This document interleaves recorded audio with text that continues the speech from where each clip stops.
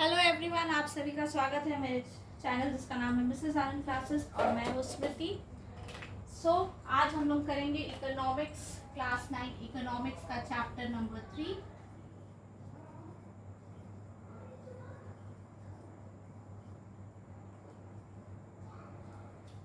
Poverty as a challenge. ठीक है, part 1 poverty as a challenge. आज हम लोग ये चैप्टर करेंगे, chapter number 3 standard 9 economics. Challenge word मुझे बहुत अच्छा लगता है। आप सभी में से कितनों को चैलेंज वर्ड अच्छा लगता है? काइंडली कमेंट बॉक्स में कमेंट कीजिएगा। चैलेंज से आप समझते क्या है? What do you understand by this word challenge? से someone tells you that you can't do this, okay? You can't go for a walk, okay? You can't study for 2 hours continuously. So you took it as a challenge, okay? And you decided to complete it within 2 hours. Someone has given you some tasks and it was you need to complete it within 1 hour, and somebody challenged you, somebody said that you can't do it, and you said that you will do it. So this is a challenge that you can understand, okay? तो challenge मतलब होता क्या है कि आपको किसी ने कुछ बोला, आपको लगा कि आप उस टाइम लिमिट में नहीं कर सकते हो, बट यू टेल देम और टेल हिम और हर कि मैं कर सकता हूँ एंड आई एक्सेप्ट इट, आपको करके मैं दिखाऊंगा. So you take it that task as a challenge. So here poverty is a challenge. Challenge का मतलब कुछ ऐसा टास्क जो थोड़ा मुश्किल हो, नामुमकिन नहीं, not impossible, but it is difficult to perform. Everyone can not do it. So that is known as challenge. So poverty is a challenge for India, okay? हमारे देश में बहुत गरीबी है. सो पॉवर्टी इज गरीबी. So starting this chapter. This chapter deals with one of the most difficult challenges faced by independent India, that is poverty. After discussing this multi-dimensional problem through examples, the chapter discusses the way poverty is seen in social sciences. Poverty trends in India and the world are illustrated through the concept of the poverty line. So, we describe this poverty through the poverty line, okay? We will discuss in depth about this in this chapter, okay? Introduction. In our daily life, we come across many people who we think are poor. So, we come across the beggars in the temple, outside the temple, inside the temple, on the streets, okay? They could be landless laborers in villages or people living in overcrowded jhuggies in cities.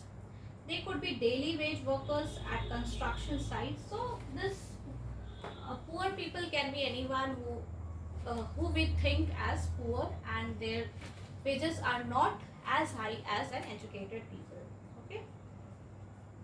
Or child workers in dhabas, okay? They could be also beggars. We see poverty all around us. In fact, every fifth person in India is poor. So this is very important. Every fifth person in India is poor, okay?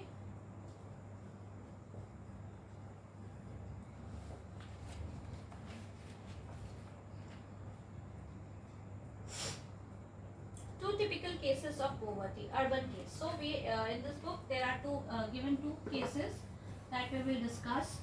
First one is the urban case, okay? So let's look at this. 33-year-old Ram Saran works as a daily wage laborer in a wheat flour mill near Ranchi in Jharkhand. He manages to earn around rupees 1500 a month when he finds employment, which is not often, okay? So he only gets 1500 per month. So 1500 in today's condition is very very less. Okay, the money is not enough to sustain his family of 6. So you think 1506 people. Okay, it's not at all enough to sustain.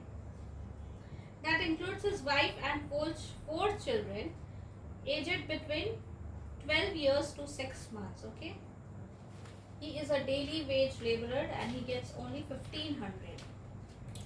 He has to send money home to his old parents also. His father, a landless laborer, depends on Ram Saran and his brother who lives in Hazaribagh for sustenance. Ram Saran lives in a one-room rented house with 4 children and a wife in a crowded basti in the outskirts of the city. It's a temporary shack built of bricks and clay tiles. His wife Santa Devi works as a part-time maid in a few houses and manages to earn another rupees 800. Okay, they manage a meager meal of dal and rice twice a day, but there's never enough for all of them. His elder son works as a helper in a tea shop to supplement the family income and earns another 300. So Ram Saran, urban case. Okay, so Ram is there, his wife is there, and his son, another 3 children. Okay, so he manages to get 1500 per month. Okay, his wife gets approx 800 per month. His son gets rupees 300. Okay, per month, and his other 3 children are very small to work. While his 10-year-old daughter takes care of these younger siblings, none of these children goes to school. So none of them are going to school. They are not at all educated. They have only 2 pairs of hand-me-down clothes each. New ones are bought only when the old clothes become unwearable. Shoes are a luxury. The younger kids are undernourished. They have no access to health care when they fall ill. So the children don't have any healthcare facilities when they fall ill. Okay, so this was the case of urban. Okay, next comes the rural case. Lakha Singh belongs to a small village near Meerut in Uttar Pradesh. His family does not own any land, so they do odd jobs for the big farmers. Work is erratic and so is income. At work they get paid rupees 50 for a hard day's work. Okay, but often it's in kind, like a few kilograms of wheat or dal or even vegetables for toiling in the farm through the day. The family of 8 cannot always manage 2 square meals a day. Lakha lives in a kacha hut on the outskirts of the village. The women of the family spend the day chopping fodder and collecting firewood in the fields. His father is a TB patient, passed away 2 years ago due to lack of medication.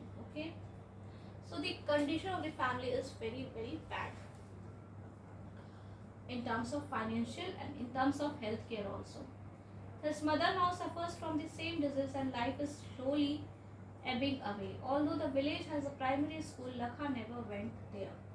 He had to start earning when he was 10 years old. New clothes happen once in a few years. Even soap and oil are a luxury. So for the urban case, the shoes are the luxury, and for the rural case, the soap and oils are also a luxury.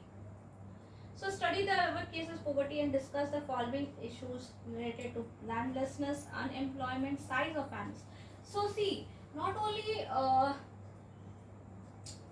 the uneducation or the, you can say, financial status is important in a family, but also the status of the number of people living in a family is also very important. See, basically I mean to say the family planning process.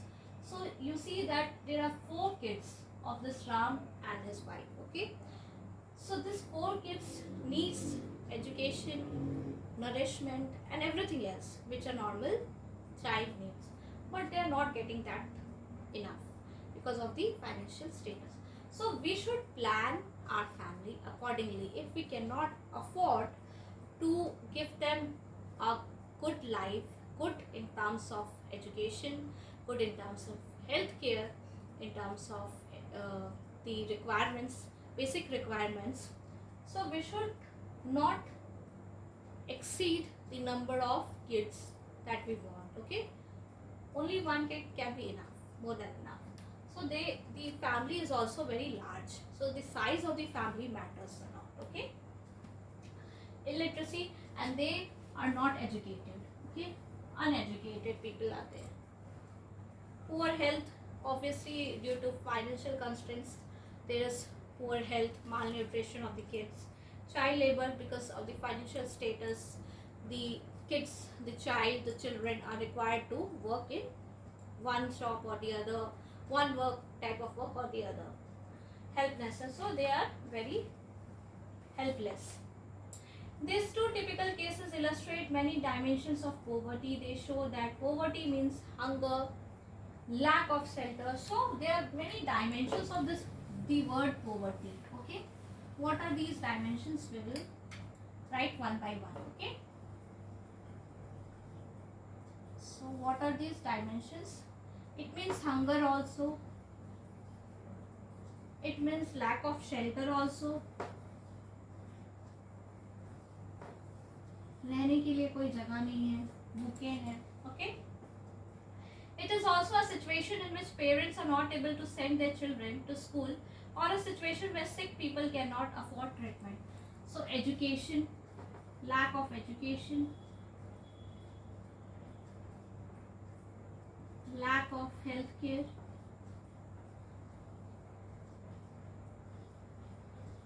Okay, poverty also means lack of clean water and sanitation facilities. It also means lack of a regular job at a minimum decent level.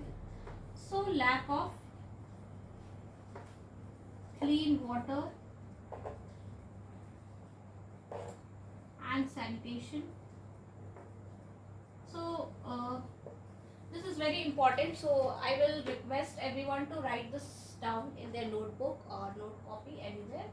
So these are the dimensions of poverty. Okay, there are many dimensions of this small word poverty. Lack of job, proper job, you can see. Okay,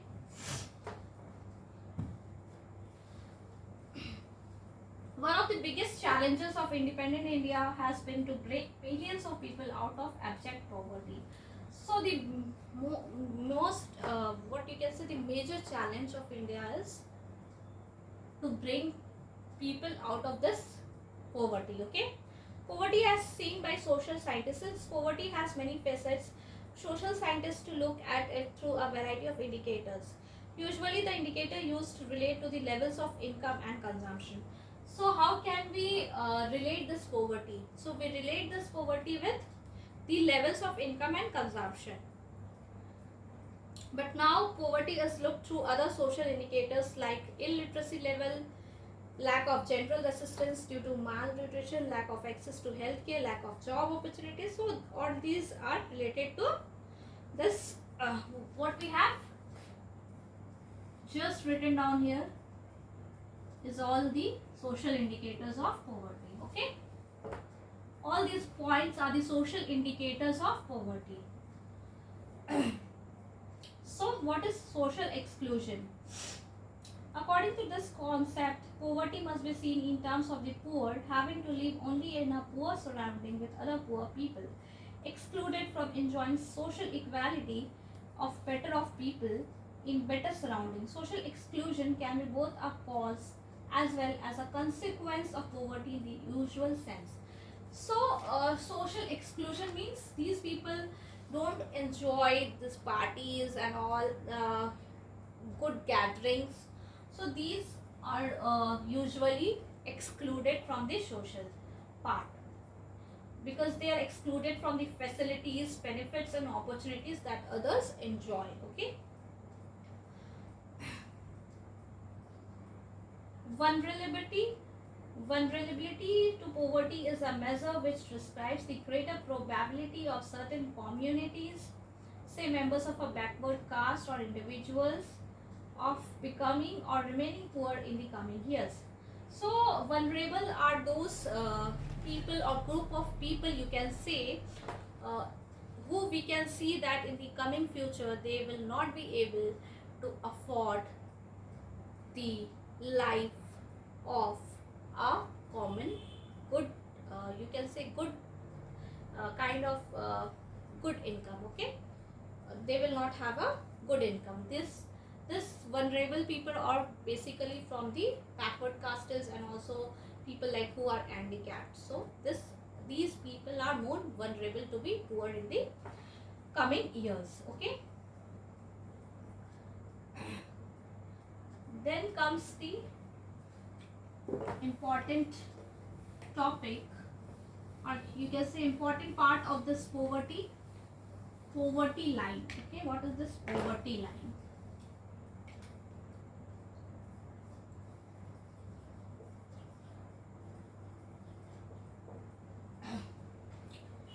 Poverty line, a common method used to measure poverty, is based on the income, okay, or consumption. So income or consumption, a person is considered poor if his or her income or consumption level falls below a given minimum level necessary to fulfill the basic needs. So how we can define someone is poor or not? If a person income or consumption is below a minimum level that has been decided, he or she or his or her family is known to be poor. Okay, what is necessary to satisfy the basic needs is different at different times and in different countries. Therefore, poverty line may vary with time and place. So this poverty line varies with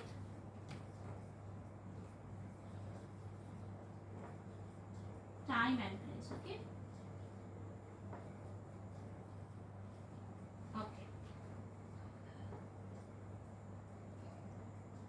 While determining the poverty line in India, a minimum level of food requirement, clothing, footwear, fuel and light, educational and medical requirement are determined for subsistence. So in India we determine the poverty line minimum. If you don't have the minimum level of food, cloth, shelter, footwear, etc. Okay. The present formula for food requirement while estimating the poverty line is based on the desired calorie requirement. So how we will measure this food requirement? It is based on the calorie requirement per person. Okay. Food items such as cereals, pulses, vegetables, milk, sugar together provide this needed calories. The calorie needs vary depending on age, sex and the type of work that the person does. The accepted average calorie requirement in India is 2400 per person per day in rural areas. So this calorie requirement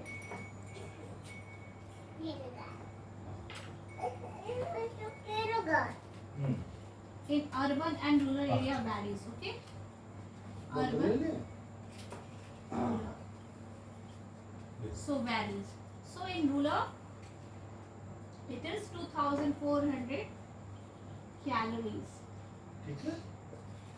per day, and this urban 2100 calories per day per person. So why now you can ask me a question, why the requirement of calories is less in urban areas compared to the rural areas? It's because since people living in rural areas engage themselves more in physical kind of work. Okay, because of this the calorie requirement by the rural people is more, and compared to the urban people who are living in these cities, they don't engage very much in the physical kind of work. Okay, so the calorie requirement per person per day in urban areas is lesser than compared to the rural areas. Okay. The monetary expenditure per capita needed for finding these calorie requirements in terms of food, grain, etc. is revised periodically.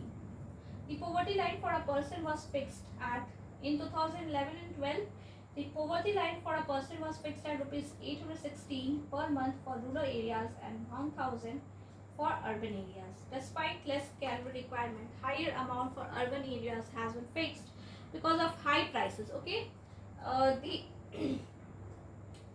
poverty line was fixed 1000 for urban areas. Why? It's higher. Even you see that less calories are required for the urban areas.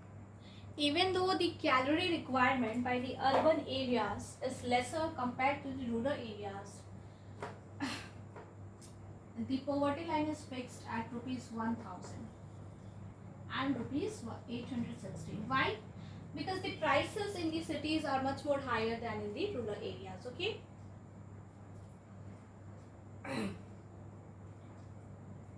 In this way, in the year 2011-12, a family of 5 members living in rural areas and earning less than about 4080 per month will be below the poverty line.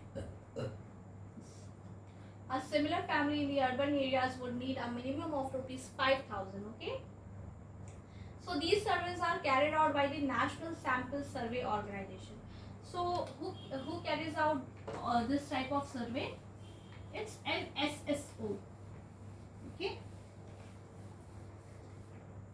It's the organization NSSO, which is National Sample Survey Organization. National Sample Survey Organization. Okay.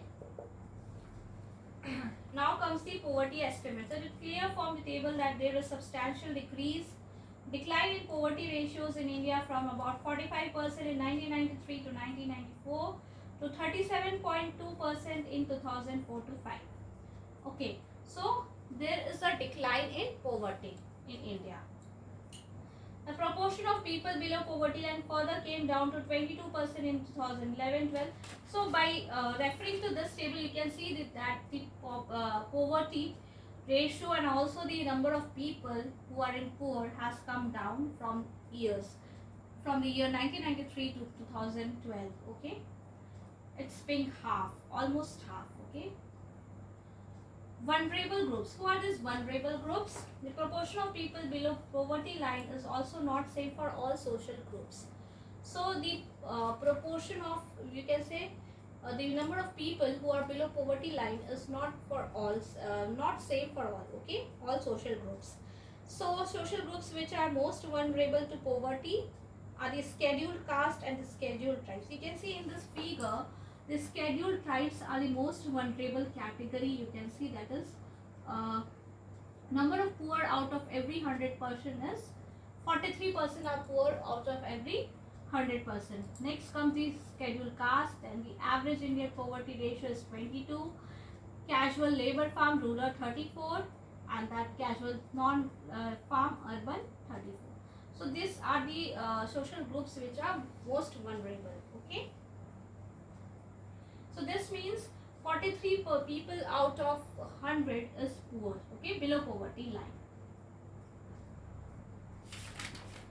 That is, these people, 43 out of 100 in this scheduled tribe kind of social group, are not able to meet their basic needs. Okay.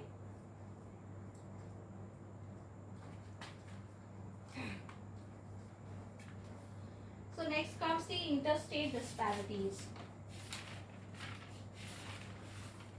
Before that, there is a story of Siva Raman. Siva Raman lives in a small village near Karur town in Tamil Nadu. There are 100 families in the village. Siva Raman, and cobbler by caste, now works as an agricultural laborer for rupees 160 per day. But that's only for 5 to 6 months in a year. Okay. His wife Sashikala too works with him, but she can rarely find work, She is paid rupees 100 per day for the same work that Siva Raman does. There are 8 members in the family. Okay. He has a 25-year-old unmarried sister and 4 children aged between 1 year to 16 years. So what is this? The conclusion of this story. Like the Siva Raman has a large family size. Okay. Also, none of them of these schools girls go to school buying books and other things is a luxury he cannot afford. Okay, he has to get them married at some point. His mother has lost interest in life and is just waiting to die. Someday his sister and elder daughter take care of the household. Shiva Raman plans to send his son to school when he comes of age. His unmarried sister does not get along with his wife. Sashikala finds her a burden, but Shiva Raman can find a suitable groom due to lack of money. Although the family has difficulty in arranging 2 meals a day, Shiva Raman manages to buy milk once in a while, but only for his son. So this was the condition of Shiva Raman. Now comes the interstate disparities. Poverty in India also has another aspect or dimension. The proportion of poor people is not the same in every state. So the proportion of poor people varies from state to state. Okay.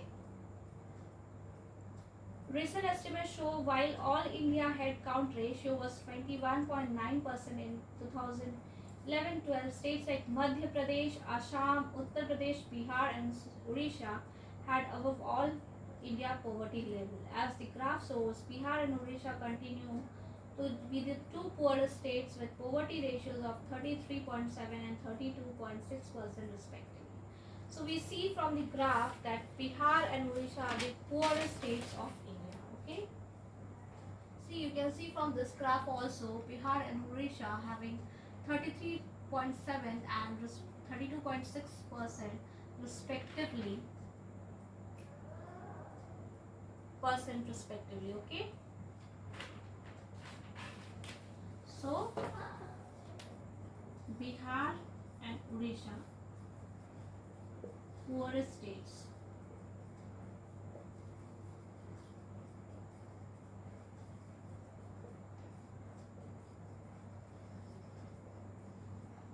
Okay. So, if you are liking my videos, kindly share with your friends and also subscribe to my channel, Mrs. Anand Classes.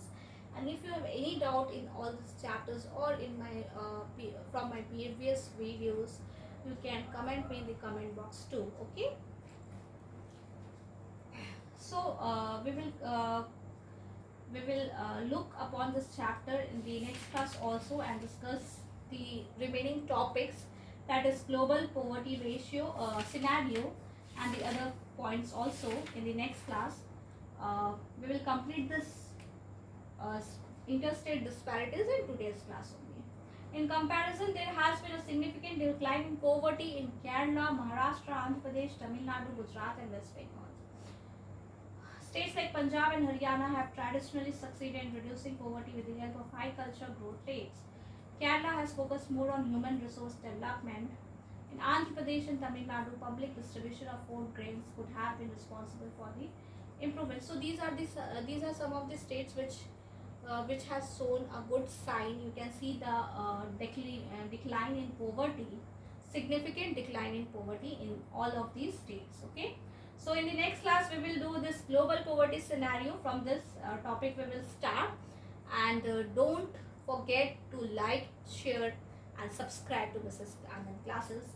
And also if you have any doubts, any doubts from this chapter or from the earlier previous chapters that I have given video or given lectures, so you can comment me in the comment box. Okay, till then take care and continue your studies consistently and have a great future. Thank you.